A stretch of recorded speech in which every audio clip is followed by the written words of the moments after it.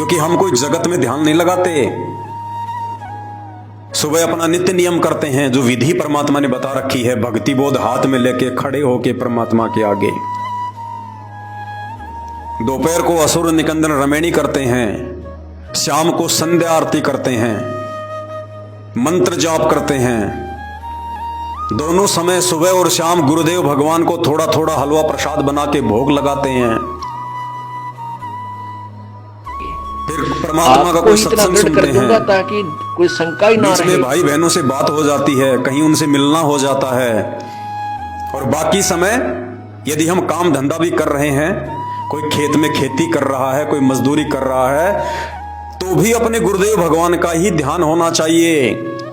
सांसारिक वस्तुओं में ध्यान नहीं रखना, जगत में ध्यान नहीं रखना, जगत की बकवादों पे ध्यान नहीं रखना कि राजनीति में क्या चल रहा है, उस क्षेत्र में क्या चल रहा है, पड़ोसी क्या कर रहे हैं, रिश्तेदारी में किसकी शादी आ रही है, किसका विवाह आ रहा है।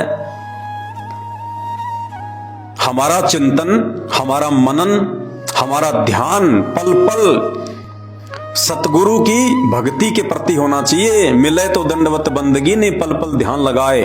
पल पल ध्यान लगाने का मतलब ये नहीं कि 24 घंटे अपने गुरु जी का ध्यान रखो।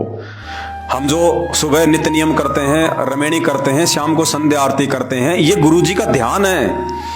गुरु जी मीन्स गुरु जी कोई शरीर नहीं है। गुरु जी आप और हमारी तरह कोई बॉडी नहीं है, कोई 5 तत्वों का हाड़ मांस का पुतला नहीं है जो हम उनका ध्यान लगाएंगे।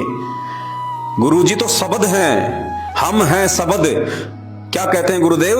हम हैं शब्द और शब्द हम माही, हमसे भिन्न और कुछ नहीं।